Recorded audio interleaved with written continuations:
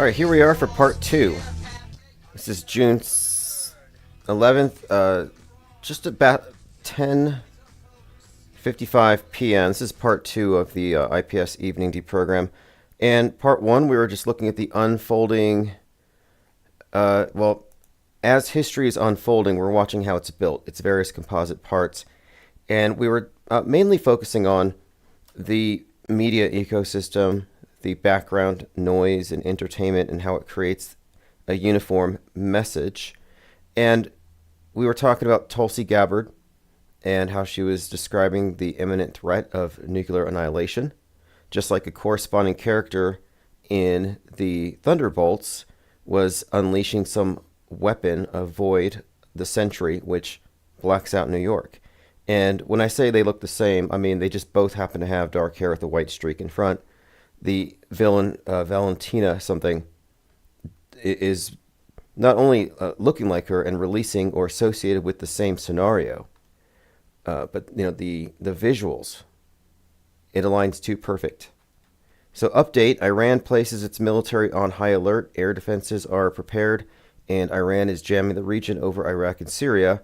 The Ayatollah and the Iranian government have moved to underground locations. Israel may strike at any moment. That's some U.S. Homeland Security news. A lot of hype right now about this, but it's just right perfectly on time. We have a video of Trump and Melania at the Kennedy Center, which is also kind of surreal. They're up there in the balcony looking down. Everybody claps. He's behind the presidential seal. It looks very Lincoln-esque, and it harkens back to Civil War. The Marvel Comics, the Captain America Civil War movie starring Harrison Ford, who was shot at in the movie. I haven't seen it yet. I need to watch it. He becomes the Red Hulk, which to me is very tied to this idea of radical MAGA. But the fact is, it was in a theater. So we had already connected it to a couple of things. Julius Caesar, because the date, 7/13, Caesar's birth date, and Harrison Ford's. And by the way, when it was premiering in Washington at the Lincoln Theater, the ceiling collapsed. I mean, this is, again, Civil War, Captain America, the president gets shot at, the trailer's released the day before Trump is shot, and so they changed the trailer. So we've been looking at this one. But again, I'm just kind of thinking about the significance of the theater, the Ford Theater, Harrison Ford, and now Trump in a theater. It just looks Lincoln-esque. What's up, Rocky USA? Ears up, two next. Jermaine May says they're lighting dumpsters on fire in Seattle. The place is already a dumpster fire. Flozik, Portal Complex, King Ravana. Well, a couple of things have happened since the last time we spoke a few hours ago. I said, let's come back in 4 hours. You have the Seattle police essentially saying they're not going to comply. So we have that. Antifa and anti-ICE activists barricading garages at the federal building in Seattle. I saw a lot of this stuff with Seattle being hyped up, but the Naval Intelligence Director amplifying the nuclear annihilation thing at this time, very sus. And then the SpaceNeedle.com webcam, the Panucam, undergoing maintenance. I mean, we're like trying to look at it today, and they're like, we'll get it back on top of the Space Needle as soon as possible. I mean, they just took $100 million to renovate the thing. They just opened up the Skyliner, and now the camera is off.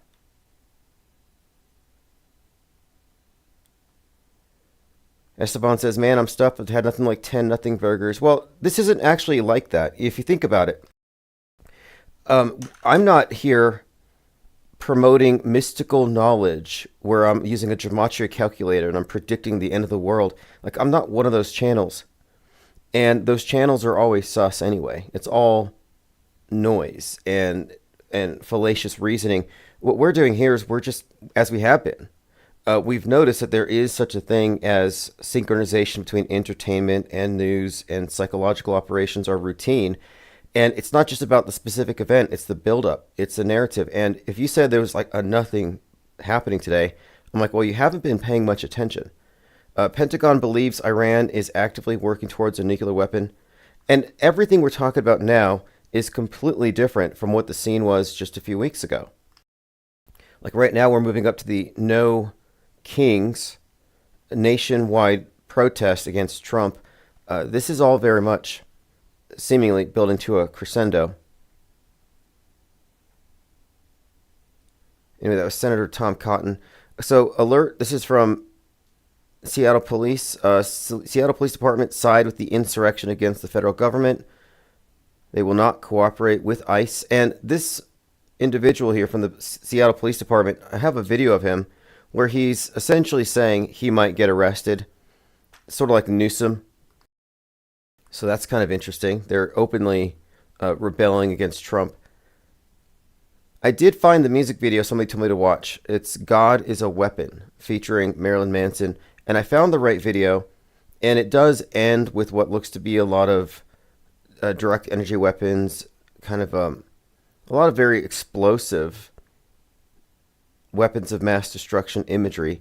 It's significant because we were talking about the context of his music, because his last album, which came out concurrent with the shooting, right after, it's One Assassination Under God. And his music previously, it had associations with the JFK thing. In One Assassination Under God, he plays in the music video the Umbrella Man, who was there at the JFK assassination. But his video, Coma White, is the one where he plays JFK getting assassinated. Then I see him in the news again for Something in the Air Tonight, a Phil Collins cover. And I'm thinking, this is getting to build up to something, making me think of Fallout. So now his new video is very much full of nuke imagery. So it's, to me, it's, again, more of a build-up. We'll follow up with this Seattle thing here in a moment. I want to go through the rest of the new developments, mostly marked on my Twitter. Yep, Seattle Police Chief on Trump. I will probably get arrested. I will probably go to jail, is what he said. Michelle Wells says, if you really want to know what's going on, what would happen if Iran launches a nuke to the U.S.? The U.S. will retaliate with a nuke that is far bigger. This is why the Middle East region is being evacuated. The fallout zones from Iran being nuked have to be evacuated. And here's a picture of Trump and Melania on the red carpet at the Kennedy Center. And the significance of Kennedy Center here we've talked about, but there's an association between these two events, the head wound assassination scenario and the nuke. And by the way, we talked about this already in Ohio. You had that explosion at the Austin Powder. It's a company that produces explosives, Austin Powder, and it's in Ohio. And they said they had to clear 4,000 miles of airspace because of the chemicals released. And of course, someone suggested Austin Powers, which immediately brings into the conversation the Space Needle, Dr. Evil's headquarters. Breaking, the Pentagon chief, along with U.S. Secretary of Defense Pete Hegseth and the U.S. Senator Tom Cotton, have confirmed Iran's working towards a nuclear weapon that comes as the U.S. withdraws diplomats from Iraq. And Iran posted this, "We are ready," with their flag. I don't know if this is it just says Iran official, it's just a Twitter account, but that's been the conversation all day. Trump was asked about it here while he was walking up to the show, and he said something about Iran can't have it.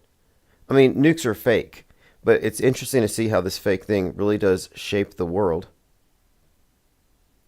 Pentagon believes Iran is actively working towards a nuclear weapon.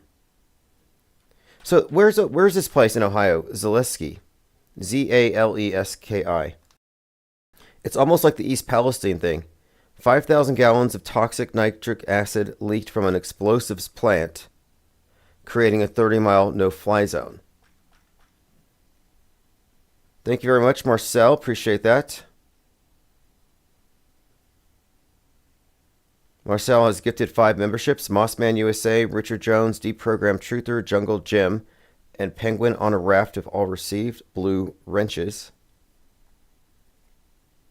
Massive cyber attacks across the Middle East. Now, I look at these headlines, And you have to be cautious, especially with the riot stuff, because they're recycling a lot of 2020 footage where you can look at the cop car and the numbers. It's like, no, they burned that car, 5 years ago. I'm seeing a lot of that, a lot of complete dishonesty. So whether or not you like X, what's nice about it is people are very proactive about fact checking, or at least bringing grok or bringing in the community notes. And a lot of times what people post, if it's something that can be discredited, it's cleaned up pretty quickly. But it's not good enough to where you can take anything for granted. So I'd like to comb over my feeds here. So Laura Loomer was talking about massive cyber attacks across the Middle East. Readers added context. Networks are stable in Kuwait and Jordan. What annoys me about this is that the people who promote those 1.6 million hits on it, now let's say it's not true. Is she at any point going to go back and say, hey, by the way, I was wrong? And the answer seems to be no. There's no accountability. But the Ohio evacuation thing, very intriguing timing for a few reasons. And the location, the timing, the Austin Powder Red Diamond Industrial Explosives Factory.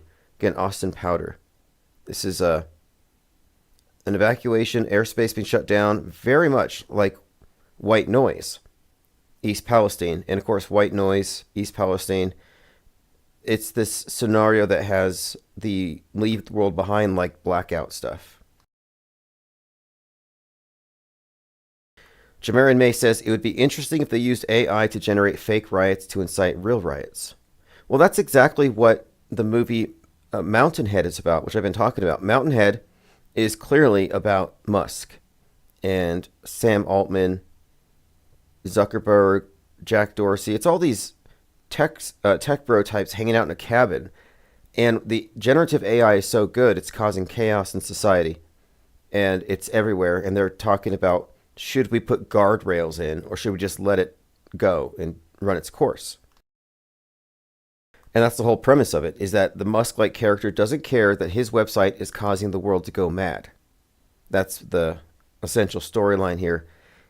But having watched the movie, I'm noticing, well, this is very interesting because this is happening. It comes out at the time that Trump and Musk have a very public breakup, which is reflected in the movie and these characters and how they react, and the Musk character to the president over the phone. There's a lot of mirroring here of what actually just happened.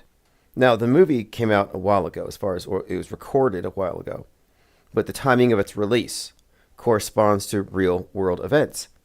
So they're watching on their phones, doom scrolling. All these individuals in a room are doom scrolling these various scenes, and the Musk character is calling it all fake. But they're just looking at it as, hey, your site is causing this to happen. Now, when the show was released, Mountainhead, things were somewhat peaceful. But since it's been on, reality has indeed reflected it. Again, another instance of life following Netflix. You could practically bet on it. You could have watched Mountainhead and said, hey, there's going to be riots everywhere. Because on 6/14, so far there are 1,800 planned protests for the No Kings, and they're protesting Trump and Musk. And again, Mountainhead is about essentially Elon Musk.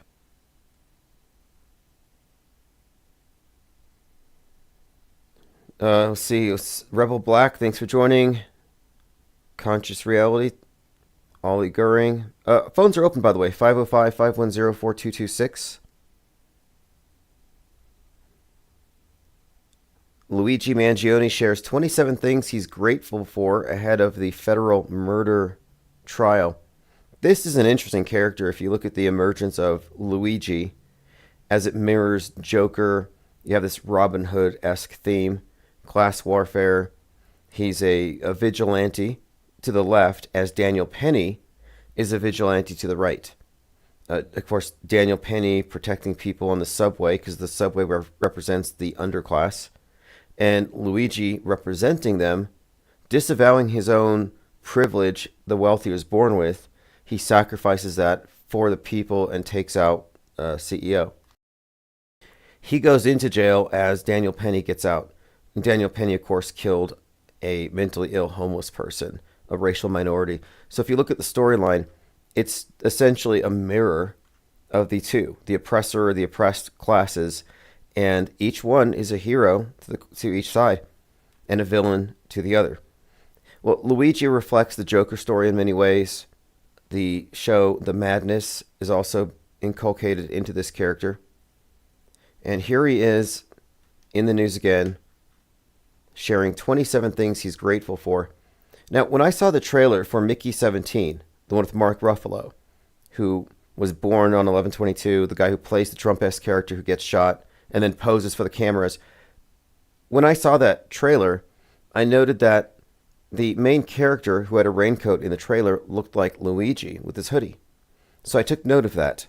Well, I have since watched the movie, and it's the Luigi character that shoots the Trump character. The bullet grazes his cheek, and then the Trump character gets back up and poses for the cameras. I mean, that's exactly like what happened in Butler. Yeah, this is part two. Part one, we went over things, and a lot has come out since. You know, the situation has changed since yesterday in terms of the escalation of rhetoric to where now it's about nuclear annihilation. It went from riots in California to that, the end of it all.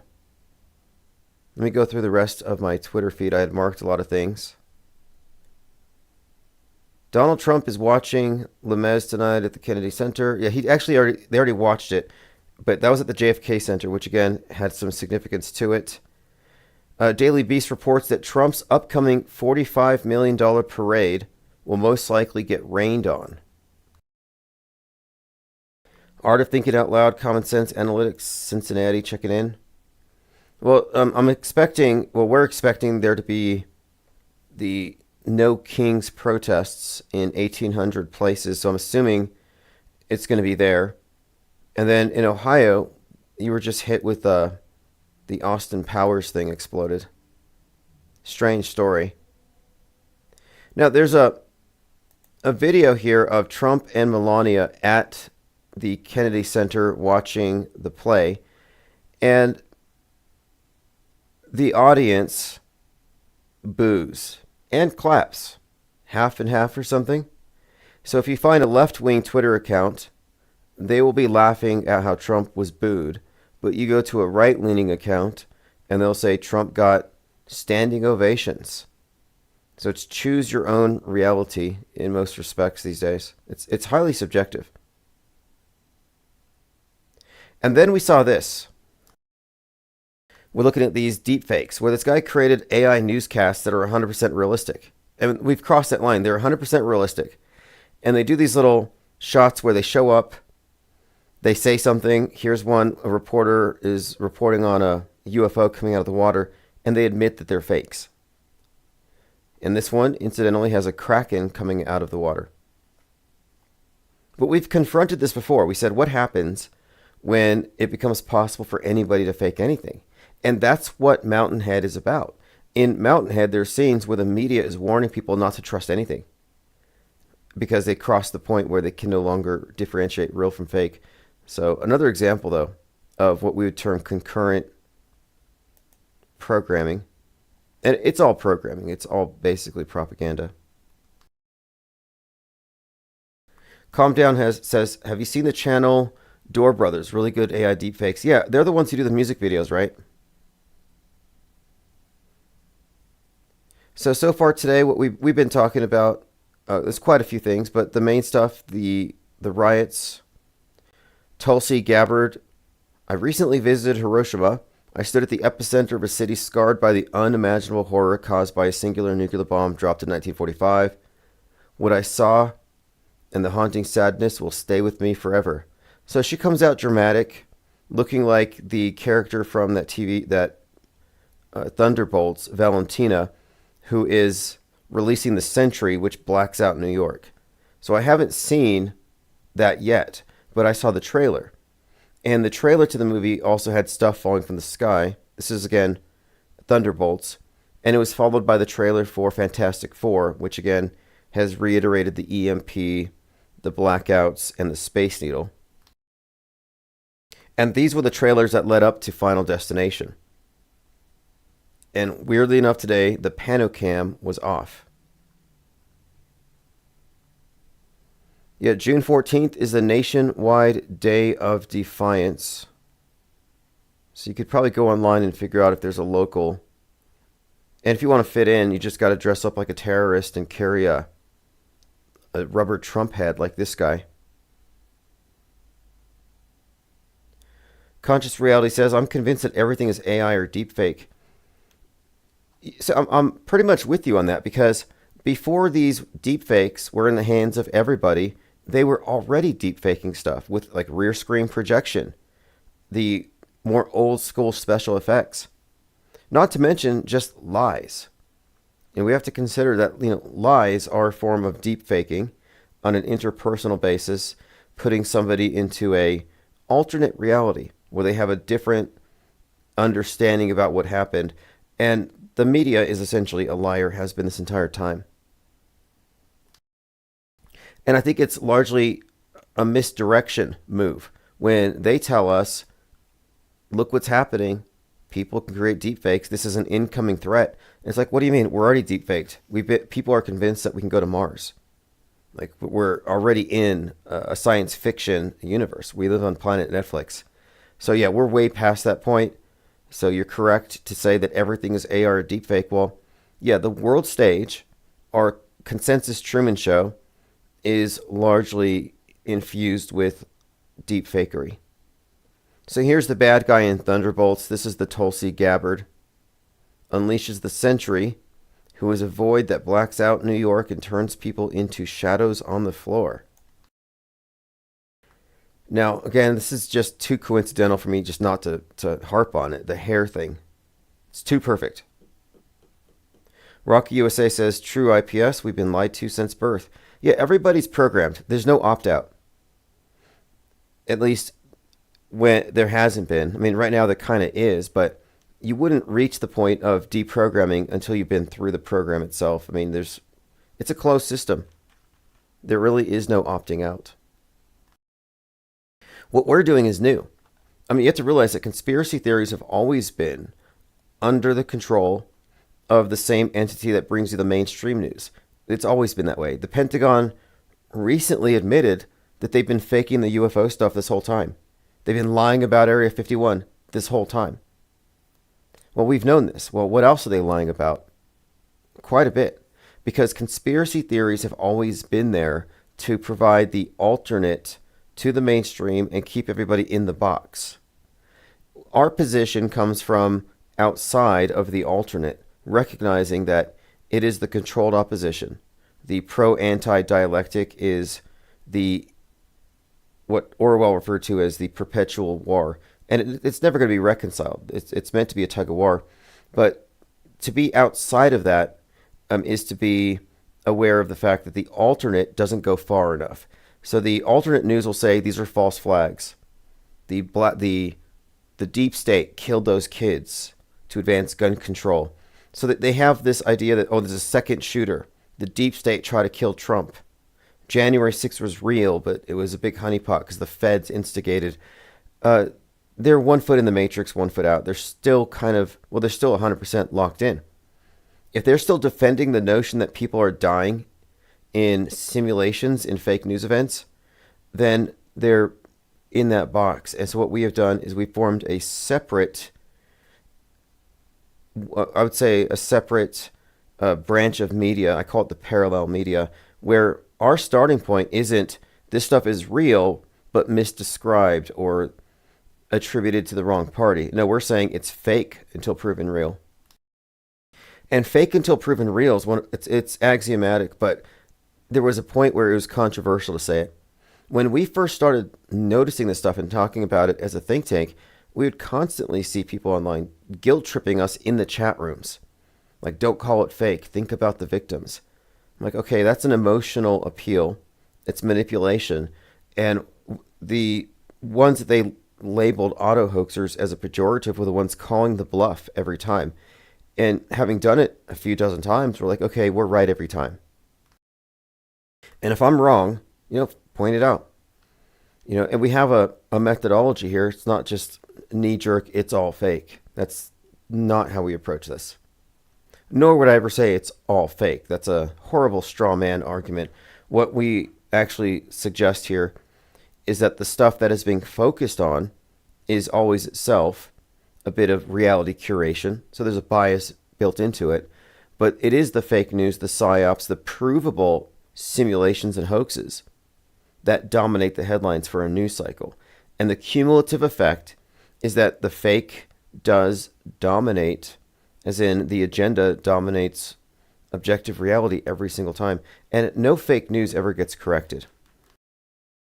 They pull off a psyop, we call it a hoax, they call us crazy, it goes into the history books their way.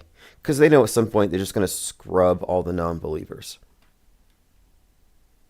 And it'll be easy. I've considered this. I've actually thought about the fact that if they could simulate an EMP, it would provide a perfect subtext to essentially burn all of the non-canonical texts, all the heretical stuff, all the versions of events that they don't want people to think about. My analogy here is that media is the world state church. The Bible in this church is the little black monolith you carry in your pocket, your smartphone. But the version of events, the worldview you get from it, is still in the process of being curated and censored. But they have to get rid of the competition, the conspiracies that aren't approved. And that could be done if they had a pretext to wipe everything clean. I mean, imagine how difficult it would be to reconstruct a version of reality inclusive of media fakery and psyops and hoaxes and what I term the metascript without having access to the back catalog of fake news. And again, as far as the definition goes, I say metascript because my presupposition here is that, and we can prove this, our news is bent towards fake. It's bent towards propaganda. Simulations are used to effectively write history. So if they want something to happen and put it into the historical timeline, let's just say it's a school shooting, so they can win some points, win hearts and minds, they write the story, they simulate it as a mass casualty drill, it's published through the media, now it's true. Then it goes into the history book. Now this accumulates, and if you look at all the fake things that go into it, then you could make the argument that, okay, our history, which is our shared backdrop, the consensus reality we inhabit is essentially our history, everything up to now. So if we can look at how that is distorted, and that's what we're pointing out here, well, that distortion represents the script, what was preordained, what they decided was going to be published. So this script is executed on many different fronts, on the world stage, where we see it reported in the news, but it's a story that's told through many different vectors. All of the entertainment, the video games, the books, the culture, the celebrities, they're all telling the same story in a very monolithic way. That's why we're constantly noting the mirroring between what's popular, like Mountainhead, and what's happening in the world.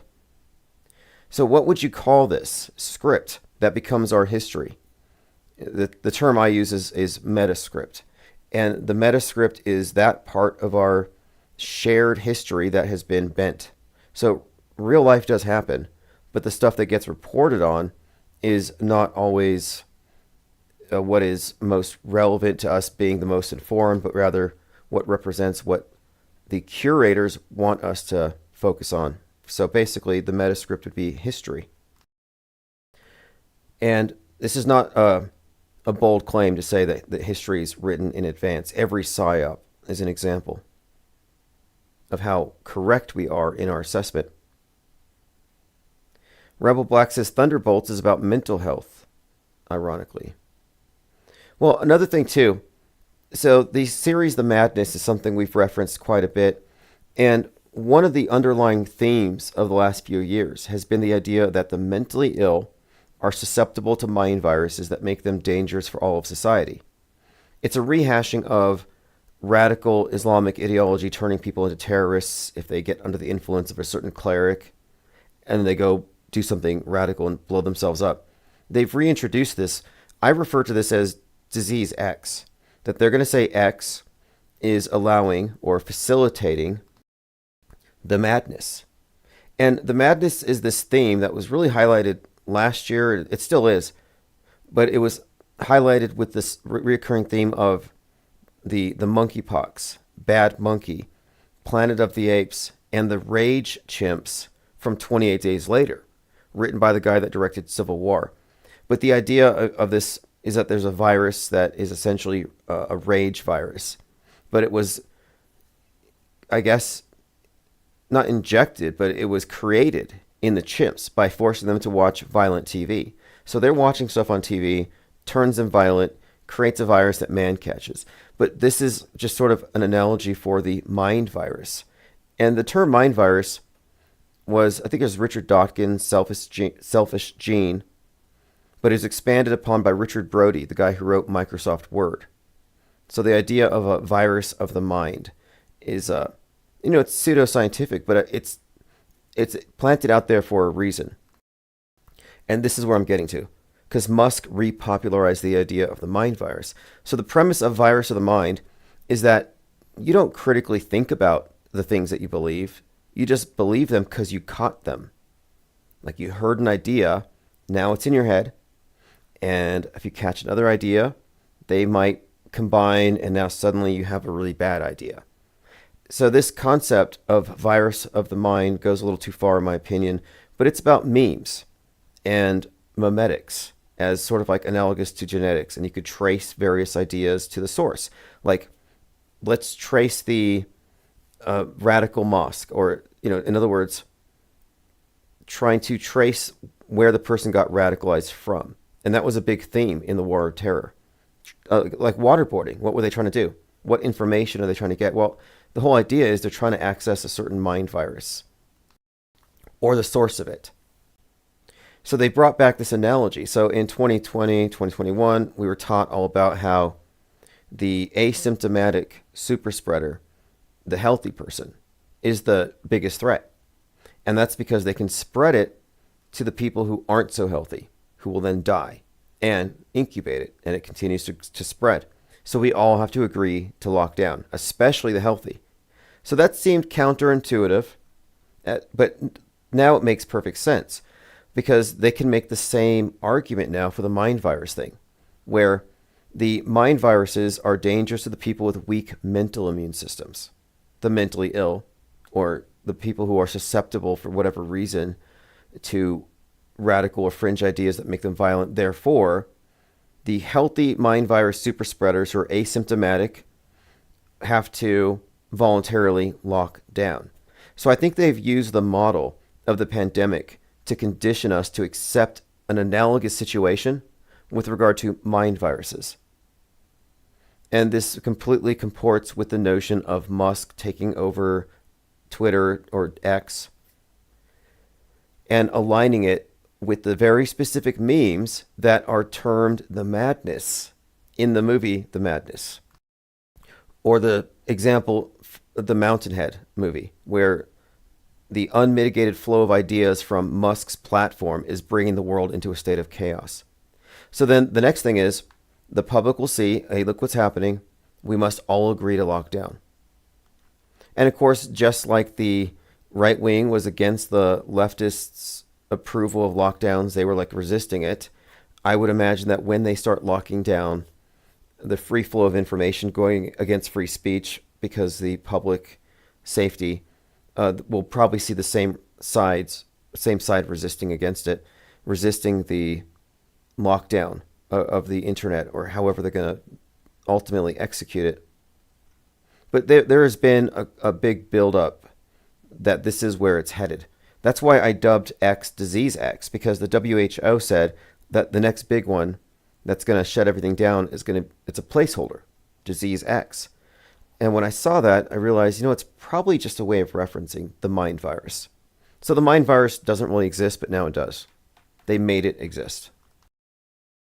That's why I say the public has maids.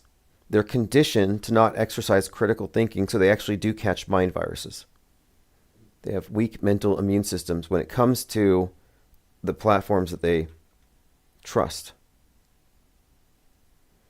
Conscious Reality says, do you actually believe we're in the year 2025? Good question. Because you have different calendars in play here. Yesterday, we were talking about the significance of 1776 on the dollar bill and as it relates to the Masonic calendar. Fascinating connections. But the point of it is you have this calendar used that has this biblical lore attached to it that adds 4,000 years to the one that we're on. So these could be arbitrary systems. And if there's one thing you can say about the worldview monopolists, because this monolithic thing is very much like it's a monopoly over worldview. I call it the new monotheism. But one thing that defines them is control over time. That's what history control is about. They control the news cycles, and by exerting influence on what is broadcast and having their worldview imposed, they do control the past. They write the future. Jamarian May says, Seattle Cam looks like soon to kick off some riots before the night is over. What time is it in Seattle? It's 11:19 Mountain Time, so it's probably dark over there by now. And we're speculating here. And we've been speculating on this. And honestly, if you look at the media ecosystem, if you look at the gestalt, has been this tremendous buildup centered on Seattle, centered on the West Coast, and this growing narrative of an incoming nuke. And that was something that we've been talking about. Now it's headline news. Now there is movement in this direction. So I'm not really at all going to be surprised one way or the other. But the thing is, if something were to go down in Seattle, as more or less foreshadowed, you should be shocked. That would be a shocking development. But the fact that we're here, more or less, expecting it, just shows that we have a different frame of reference. Like, I'm not here warning people because I don't believe that the PSYOP entertainment complex is going to suddenly do something real. Now, there are arguments that, well, there are side effects. There are examples of collateral damage, and that is true. Some people do involve themselves. National Intelligence Director Tulsi Gabbard amplifies World War rhetoric about nuclear Armageddon ahead of the June 14th parade. Interesting week ahead. Jamarian says, definitely not. We're disoriented in time and space. If you can stomach it, I recommend Francis Ford Coppola's Megalopolis because it features a group called the Design Authority who seem to be templated off of the strangers in Dark City. And they're the ones who control time. They stop time, rearrange things. They are dressed up in the black, with the black rimmed hats, looking very Saturnian. And they're brought into Francis Ford Coppola as the Design Authority. Same fashion, same purpose. Freezing time. In this movie, it seems like they're setting up 9/11, like doing some demolition. But the Design Authority would correspond to who I describe as the metascriptors. So when I say there's a metascript, who's writing it? The default position for many truthers has always been AI, aliens, a higher power, or something. And I'm like, no, this is psychological warfare. So there's an entity here, but there's interlocking departments and agencies. This is a very big picture. It's a juggernaut. I mean, to look at this thing in its entirety, you just look at any PSYOP and then ask yourself, for example, the Trump shooting in Butler. If that was faked, who would have been involved?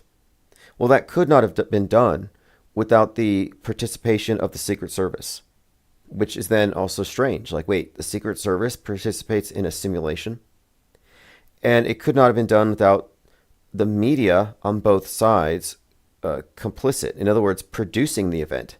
So we have to recognize that the media, the big media, with these big PSYOPs aren't actually recording it and reporting facts for your edification. That's the deception. They're producing the damn thing. Just like the cameramen at WWE. These aren't sports journalists like who's going to win. Let me get the action for you. They're the producers.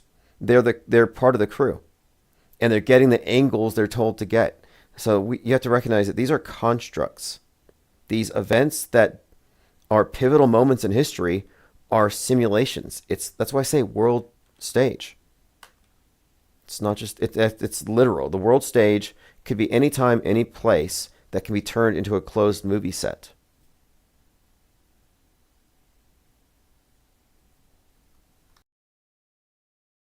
Okay, moving on. So we're talking about Iran, Seattle, nukes, and what else? Like it or not, now this is an interesting take. So I'm looking at the Apple Store being looted. Listen to this take. I love this. This is from K. Diallo. This is referring to the Los Angeles Apple Store being looted. Like it or not, what some call looting is a class issue. The wealthy do not break windows to take things. They exploit labor, extract natural resources, and profit from systemic inequality.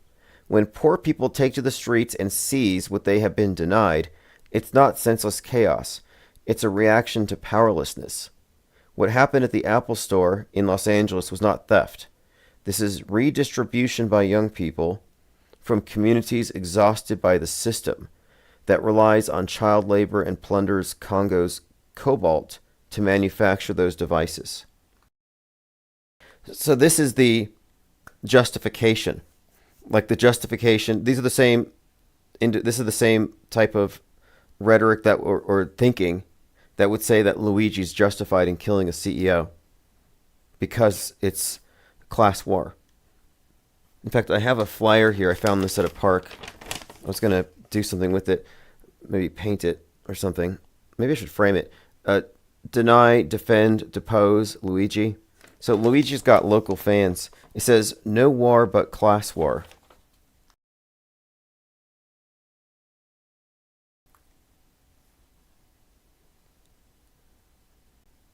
Breaking, Maxine Waters claims Trump started the riots in Los Angeles. So we have this Trump versus Gavin Newsom storyline building. They've really showed these two to be now completely Trump calling for the guy's arrest. But, and this is, I think, typical. Let me play this short clip here. Maxine Waters blaming Trump for it. But what they're suggesting is that he is the one who started this because he's an authoritarian. Local police, he should talk to the people that he's had deployed there. And he has a responsibility in all of this. He started this. There should be no violence. He should not continue to support. So we have, Maxine Waters, of course, Governor Newsom against him, and now the Seattle police. I didn't see that coming. Conscious Reality says, for some reason, Fahrenheit 451 keeps popping up on my feed, and plus I found a hard copy of it recently. See, that's what I was suggesting here. The digital Fahrenheit 451. Could they pull that off? And that's one of the reasons why we came up with the idea of the tabloid. And even the PSYOP trading cards, which I have to go pick up from the mailbox and prepare to send those out. We were thinking ahead of time. The big storyline is EMP, a blackout of some kind. And our question is, what kind of damage can they do? And could this be some kind of a system reboot in order to maintain their monopoly, their worldview monopoly? In other words, destroy competing or somehow eliminate the ability to arrive at a complete picture. You see, because this is something that I think we have to appreciate. You have your mainstream and your conspiracies for the free thinkers, but what we're into here, the place where we are veered off to, is beyond the conspiracy theories that are tacitly approved of and promoted by the Pentagon, as we were saying earlier, that the area we get into is outside of their control, and it's rather new. I don't think anybody had the big picture that we have, or even close to it, until after Sandy Hook, which you can talk about freely now because Alex Jones no longer owes them tens of millions of dollars. That got overturned. So there's really functionally no penalty for talking about that. But the existence of crisis actors, staged events, media fakery, this is new. We were allowed to go with false flag theories and revelation of the method and simulation theory and Mandela effects. There were certain approved ideas, but we veered into an area that is outside of their purview because they never even effectively said, you can't take this perspective. They just ignore it because it's correct, and they certainly wouldn't want to draw attention to it. If anybody says, as a rule, if anybody says false flag, they're controlled opposition, and they're one of two things, and this is all of them. And as we get into crazy times, people will say there's a false flag coming. Tucker Carlson, Alex Jones both said so. False flags are imminent. If somebody says false flags, they're either an agent pushing a guardrail to keep people from recognizing media fakery, or they're dupes and they haven't figured it out after all this time. And that's very questionable for you to follow somebody who can't figure anything out. So you're going to follow the person who knows less, who has less situational awareness than you? Doesn't make any sense. So then what's more likely? In most cases, I give these individuals the benefit of the doubt. And I think, okay, they're not dumb, so they're operatives. No big deal. They got a good gig. Marcel says the EMP is definitely the most disruptive thing they can apply, so I think it's going to be something like that. Well, the Space Needle scenario, the nuke scenario, it's always been synonymous with this EMP blast. And adjacent to the Space Needle was the Electronic Music Project, the EMP, which has since been renamed. But we've noted this for some time. And I went, as I said, to go see that Final Destination movie about the Space Needle. And the two trailers before had essentially EMP scenarios.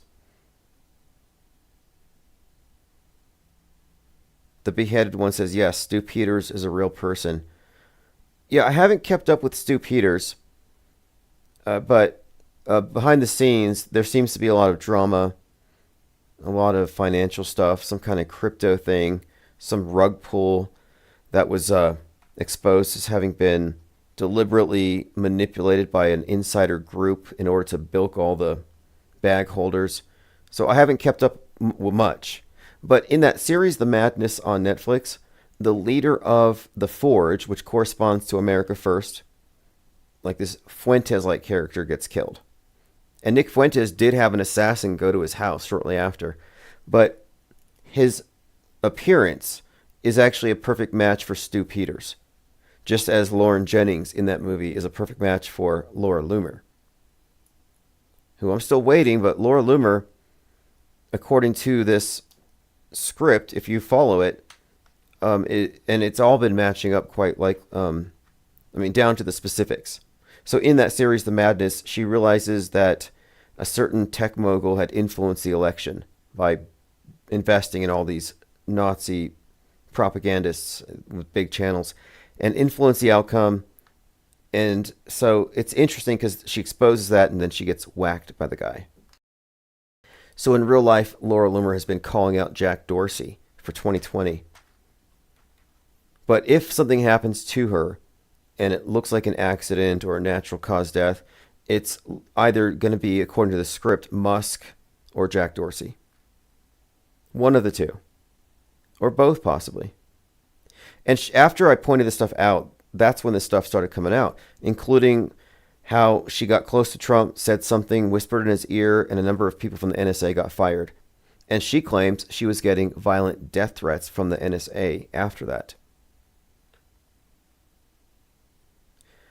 Breaking, the U.S. has informed Israel that Iraqi airspace is clear for Israeli jets to pass through en route to Iran.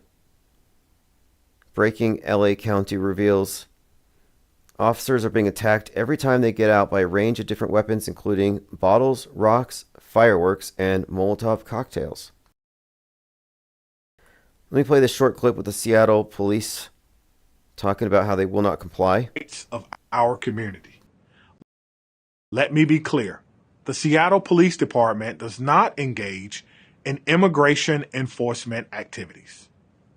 We do not inquire into or collect information about an individual's immigration or citizenship status unless it is directly connected to a state or local criminal investigation. This is, of course, the sole responsibility of the federal government. Someone had sent me a compilation video of this is a thing. And I've noticed this since Maui. When Maui happened, when you had the fires, left wing said climate change, right wing said space lasers. And the QAnon people were talking about how 1,500 children were vaporized and nobody knows where they are. Now, that wasn't true. But afterward, there were a lot of videos where there were individuals parked at the side of the road in their car, ranting into their camera about the missing children. Now, these weren't parents. They weren't family. But they were, I guess, advocates for these missing 1,500 children. And at the time, I started saying, Madu children. I started kind of mocking the notion that they actually care or that these children were actually vaporized. Well, it was explained later that the 1,500 children that were unaccounted for were accounted for. It's just that they weren't in school. So the point of it is, and this was the Maui thing, the idea that they were missing was hyped up by all these randos in their cars. And similarly, there's this video going around that shows a compilation of a bunch of random people who have the exact same script, where they're saying, you need to be anti-ICE because coming across the border illegally is just like jaywalking or just like getting a speeding ticket. So they're all downplaying the offense of illegal immigration, but they're doing so verbatim. And they're all in the same situation, parked at the side of the road, talking to the camera and having this common sense realization that this is no big deal. You should be on the side of the jaywalkers. So crossing the border is literally the same thing as just crossing the street, not using the crosswalk. But, I mean, you can understand people will arrive at the same conclusions for maybe they have the same politics, but no, this is like same script. Marcel says mass hysteria. Yeah, what happens if phones go off for any period of time? I won't go hysterical, but in fact, I have a lot of books to catch up on. I wouldn't be mad. Newsweek, millions of people are expected to turn out across the country to protest Trump on his birthday, June 14th.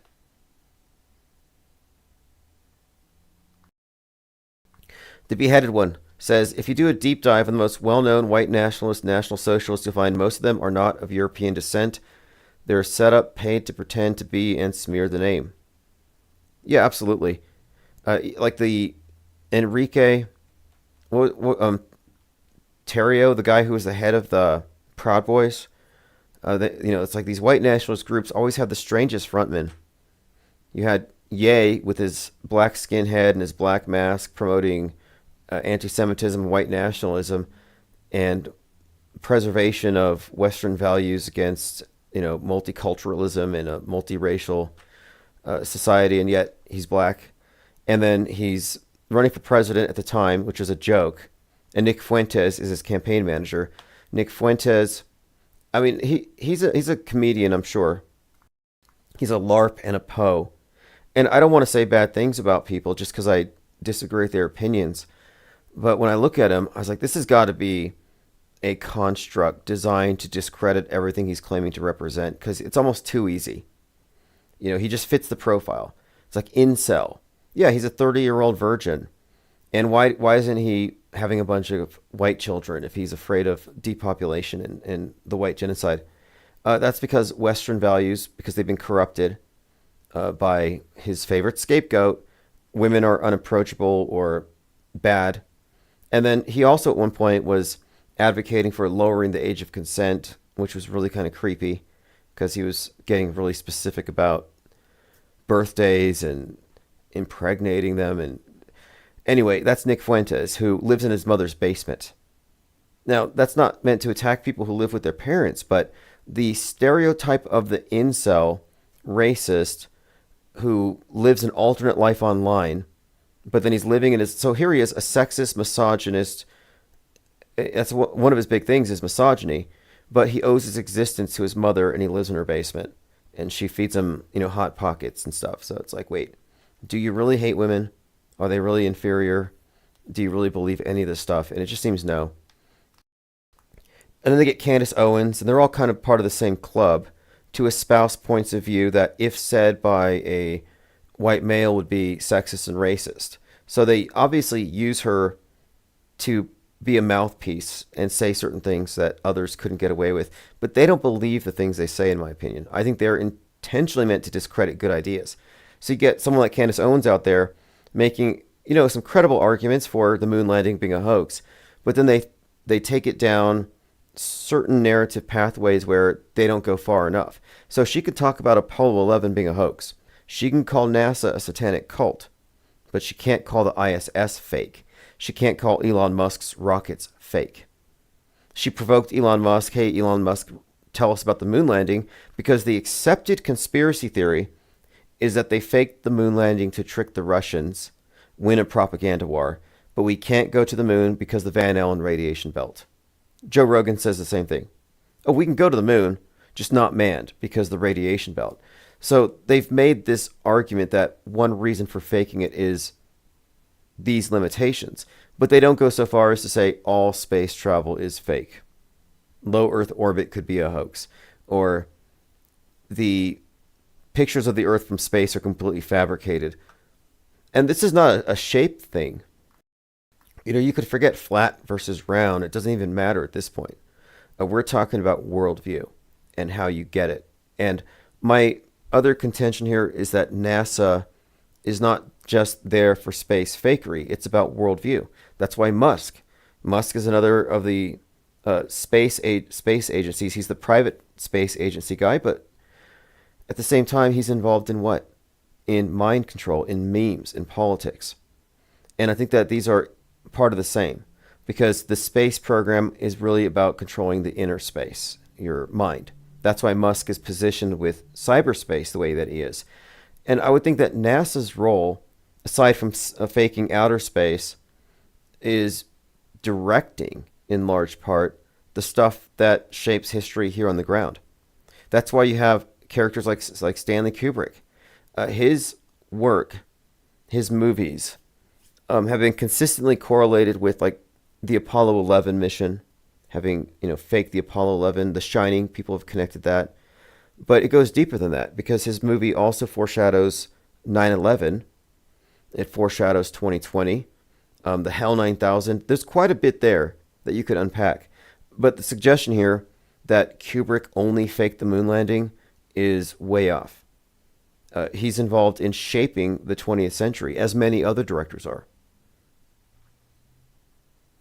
So my point again here is that the faking of history itself is executed as a psychological warfare operation, and I think that these space agencies are a huge part of it, because that's really your big picture.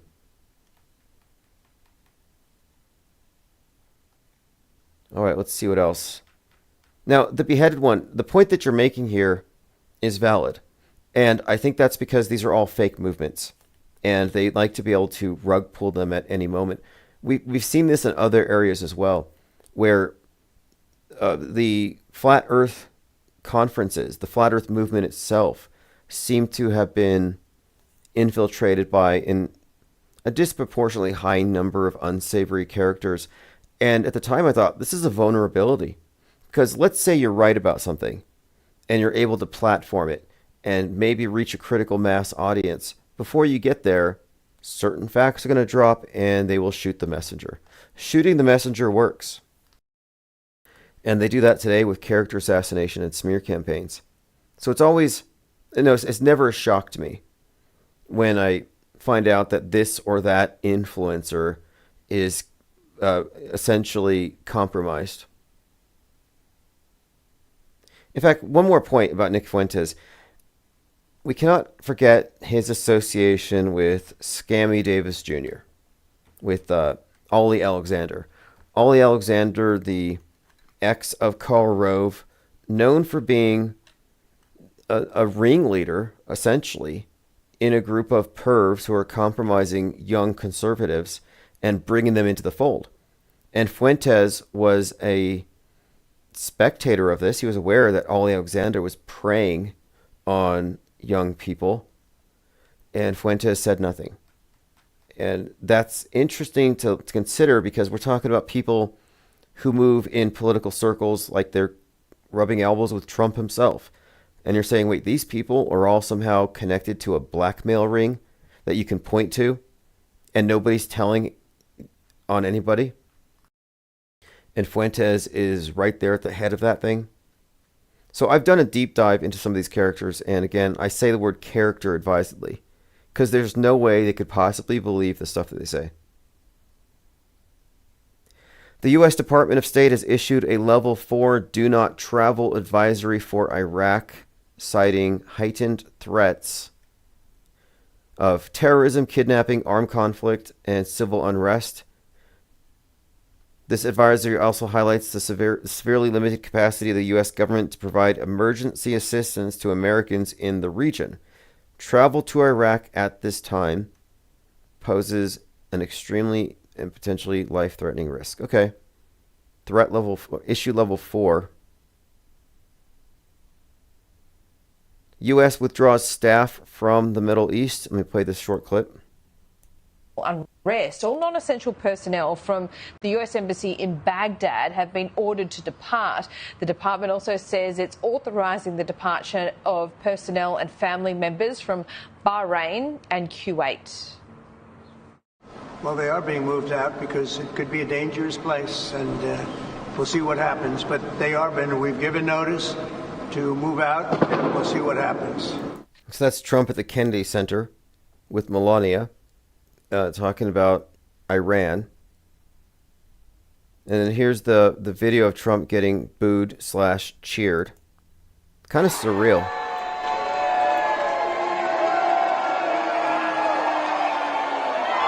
So what do you hear? This is a test. What do you hear? Like, I'm kind of curious. Will MAGAs hear cheering, and will Bidenites hear booing? Like, I'm kind of curious, because you're hearing both. It's actually both. One more time.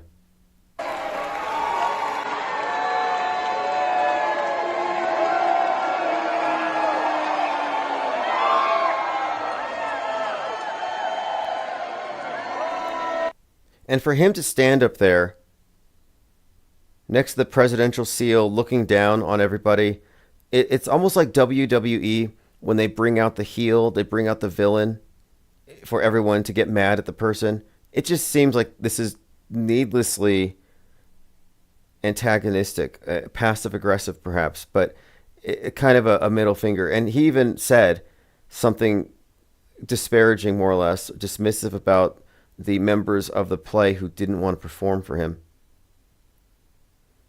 Now, I've been seeing a number of these Craigslist ads for the protest day on Saturday. So if you want to go to a protest, it says seat fillers needed June 14th, Constitution Avenue, D.C. A lot of ads like this, but this one apparently they're trying to get people to fill in all the seats at Trump's birthday parade. I've seen other ads purporting to be looking for rioters in Los Angeles, offering like a lot of money too, thousands of dollars a day. Don't know if these are real.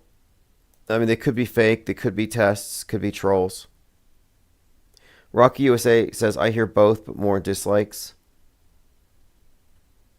Right, well, at Fort Bragg, he had more likes than dislikes. This is at a theater, so I can kind of see why it might be a different crowd. Iran places military on high alert. Air defenses are prepared, and Iran is jamming the region over Iraq and Syria. So we'll continue to follow this. Again, June 11th. If you were planning on tracking the ISS on the website for NASA, it's turning off tonight. 91 Oki says, GJ on Fakeologist. I've noticed you're both far left. No, I'm not on the spectrum with you all. Like, if you consider yourself far right, like, I'm not there. If you're far left, I'm not there. I'm not even in Normieville. Like, you can just consider me an alien anthropologist. I don't care about any of the issues on either side. Nor do I fear any of the scapegoats. I don't go with the grievance politics of wokeism on either side.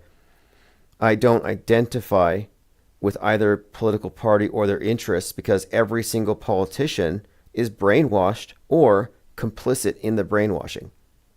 Why would I vote for somebody who believes that nukes are real? Or someone who doesn't know that the news is completely fake? Or who adheres to it as though it's real, which makes them, again, agents or dupes. So no, I don't have any stake in politics. So I don't know how you would arrive at calling me far left. And the far sides, left and right, are deeper in the programming than just the mainstream. So the way the political horseshoe figures into the world stage is that in the center, everyone's asleep, apathetic. They believe it's all true, but they don't care. They're not paying attention. That's most people. But when there's a psyop or a big issue or an election where people have to get involved, if they lean left and they get super agitated, they go woke. They become aware of systemic oppression. Another example of a critical consciousness is environmentalism and accepting the premise that I love America and freedom, but look what it's doing, climate change. And then on the other side of the spectrum, people take the red pills and they arrive at the same paradigm, but different nomenclature, different scapegoat. One believes in climate change, one believes in chemtrails. Hey, what's up, caller? Can you hear me okay? Just give it a second. There we go. Hey, what's up? Okay, you can hear me? Yes. Fantastic, yeah. So to the person who was asking if you're like far left and stuff, I don't know if you've ever read the Illuminatus trilogy by Robert Anton Wilson. Something the Discordians would go by is they were politically non-Euclidean, which I always found as a hilarious term. Have you ever heard that before? I have not, but it kind of relates to off-world stage, because the left-right is controlled, and the center is not safe. There's not a middle ground where rational people hang out. That's a fallacy. The whole thing is compromised. So I'm completely off-world stage. Non-Euclidean makes sense. Well, I just find it like really funny that I will say, even as a Christian, that the Illuminatus trilogy, I only read the first book, The Golden Apple. It's hilarious. It's one of the funniest things ever. But with regards to right and left, I actually watched Les Miserables, the same musical that Trump and Vance saw today. I decided to watch the film adaptation from 2012. Right. Well, now some people are pointing out the irony of a play based on a book about the underclass, the wretched, the poor, and how Trump is actually representing the oppressor in the stage right now, in the world stage. He's the oppressor. He's the authoritarian, and the immigrants, the migrants, their families are looked at as the victims here. So it's being looked at by many as ironic and tone deaf. Yeah, and that's the thing is that, I hadn't seen the musical before despite hearing so much about it. And it almost felt like I was watching the No Kings protest early because the play is centered around these two characters that one represents the lower class, the suffering class that essentially takes up the resistance. And then another person is a part of the monarchy. He's if you will, an officer who works for them. And it really leads to a clash with the student protest. Even though it takes place after the French Revolution, it's about this student protest against the current king. And is that not what the No Kings protest is that's coming up on Trump's birthday? Right. And some of the things that, came to mind, we were just talking about right and left. For everyone here, anyone who knows political science, they probably already know this. The terms right and left actually came from the French Revolution about the locations in their political body. I don't know if it was their parliament. It was like people physically on the right were in support of the monarchy, and those on the left were in support of a more democratic or state intervention. So, and those were how the two, like right and left, was defined. And of course, in the French flag, right? There's red. No, there's a blue, white, and red. And I noticed that blue is on, approximately to the left, and red is to the right. And in the film, what's curious is when the famous song is like, "Do you hear the people sing?" When that's really famous song. When they're sort of parading through halfway through the film, conspicuously there's a giant elephant statue there. That's weird because that's a symbol of American republicanism. Certainly not, right, the 1830s French student revolution, right? Red elephant statue. What? I was like, that's basically just America at that point. Well, the thing is here, the political horseshoe theory just describes this idea that even though we describe it as like these two sides, that they actually do resemble each other at the fringes, but since they never touch, it's more like a horseshoe, so it's not a complete circle. And I used to point out how there's no difference between the Proud Boys and the Soy Boys, Antifa, Patriot Front. That same costumes, it could be the same, well, essentially just same wardrobe, but different logos. And it could be the same feds behind each, leading the charge at the extremes. But down the line, there are mirrors. So the far left is oppressed if they're going to be expounding on wokeism. They're like, I'm oppressed by sexist and racist institutions. But then the far right, with their anti-DEI, now says the same thing. So one side says, I'm oppressed because I'm a racial minority woman. The other side says, I'm oppressed because I'm a white male. And each side claims oppression by the other side. And when you can look at all the different ways that they mirror each other, you can see, these are all issues that are just fake and meant to control your minds. So you can mock the climate change alarmists, but then if you're a geoengineering alarmist, I'm sorry, but you're the anti to the pro. So I take the stance of anti in all of these issues. Yeah, and Dark Ghost Twin in chat says both sides are quite literally the same, and that's by design.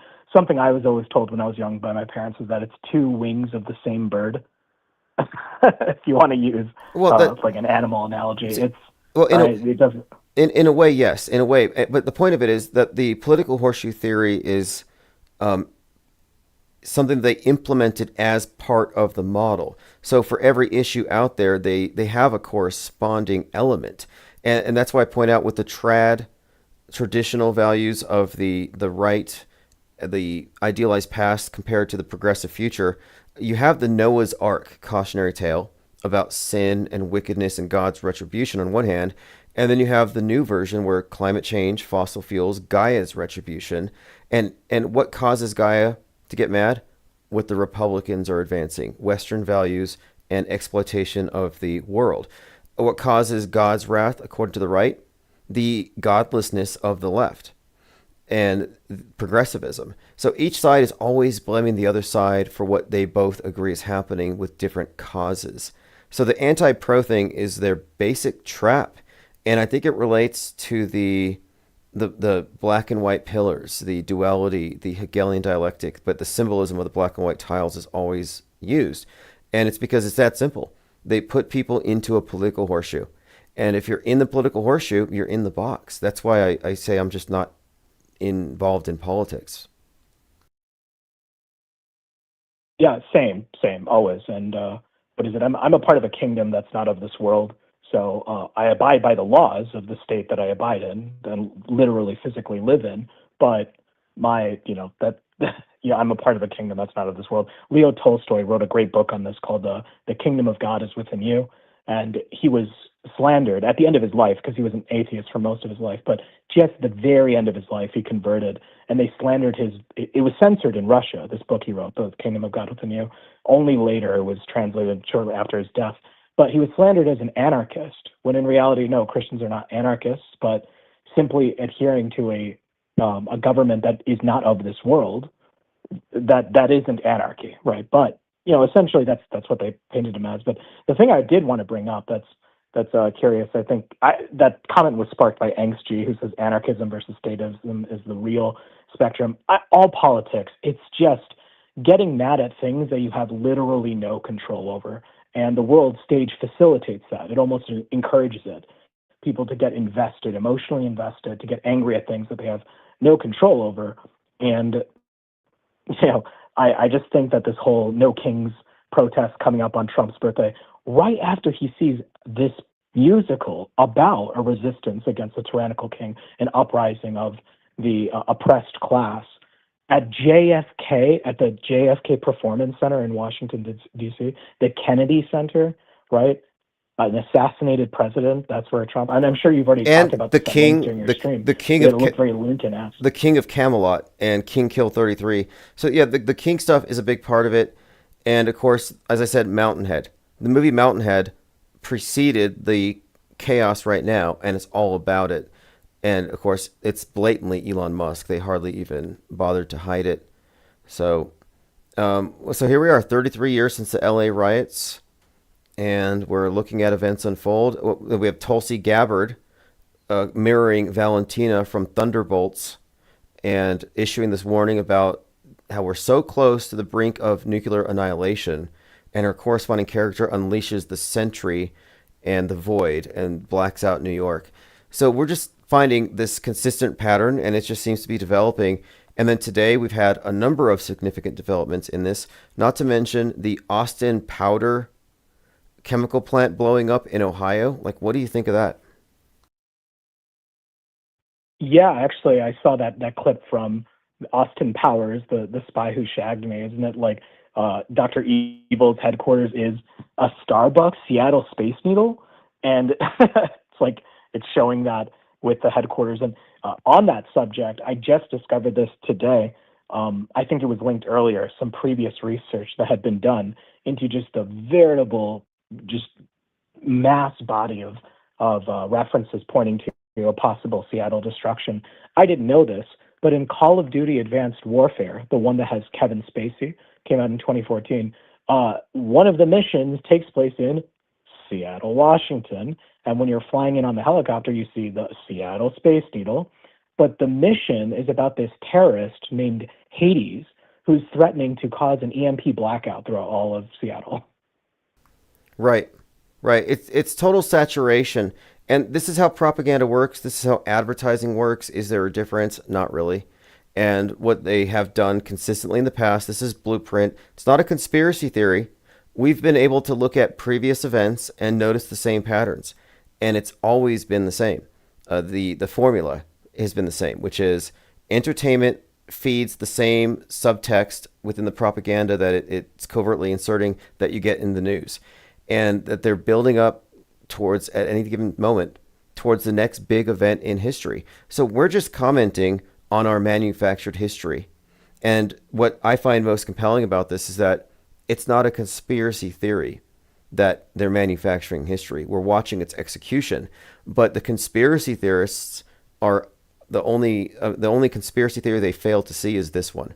They see all these rabbit trails, direct energy weapons, adrenochrome, deep states, secret alien bases, but they don't recognize the biggest conspiracy staring us all in the face, which is, again, this heavy-handed control over history itself, time control.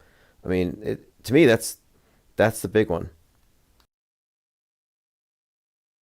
Yeah, and it's when it comes to particular media properties and examples like Call of Duty, that game has literal federal involvement. I mean, like military advisors are in the credits. So it's not even a stretch to say that when you talk about the Psy-War entertainment complex, here's an example. Call of Duty, Advanced Warfare, Modern Warfare 2, having the space nuke destroying the ISS and causing an EMP through Washington, D.C., not Washington State, but same idea. So all we're doing is just observing these points. And what I find most interesting about that is how, if you can see how much went into the Twin Towers, like the if you will, the montage of comic books, book covers, film scenes that showed the destruction of the Twin Towers, how can you not make the connection to that possibly being the world stage fate of this structure? And even though we don't have an exact timeline on the schedule, it is curious that right now there's so much going on the West. All the eyes are on the West Coast because of these LA riots. And what was the video of the Seattle police chief who said something along the lines of like, oh, I essentially declaring civil war without saying it, right? Yeah, precisely. And of course, that's the pattern with Newsom as well. And they've set this up, and then we have the protests coming up. 1,800 cities. Obviously, somebody's paying for this, but that's this Saturday. Today is now, well, Wednesday, June the 11th, just about to be the 12th. What time is it in Seattle? So I have to go. I have a Uber gig, but the night's not quite over yet. We did have quite a lot happening today. It's been very, very eventful. So I look forward to continuing this conversation tomorrow. And of course, we'll be covering Saturday as well. So yeah, I'll see you in Discord. Thanks for the call, and thanks for the research and intel, especially this Call of Duty stuff, because video games are just so immersive, and how many tens of millions of people are immersed in these fictional universes at any moment that are simply there to condition them for the next fake chapter in history. Absolutely. All right. Well, thanks. So bye. All right. Thanks for the call. All right. I have to head out of here, but I'll be in Discord all evening. By the way, did you all see this video of this canine skydiver?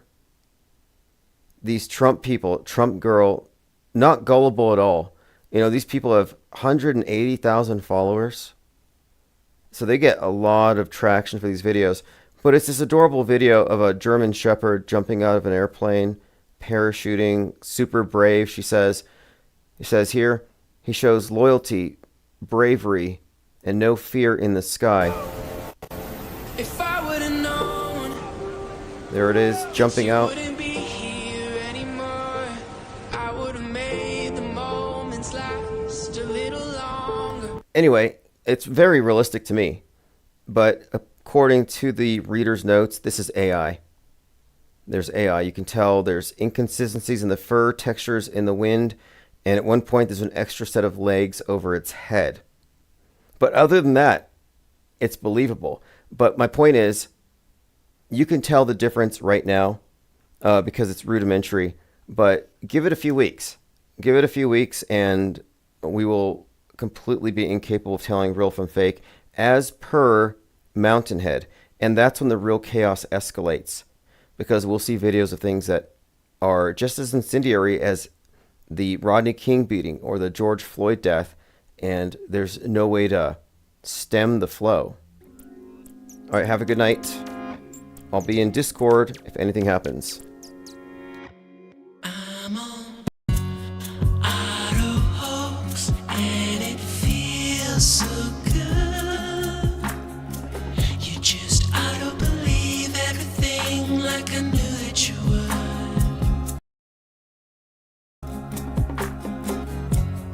In my dream, you know I ain't got time. Crisis actor with soulless eyes. My buddy and me.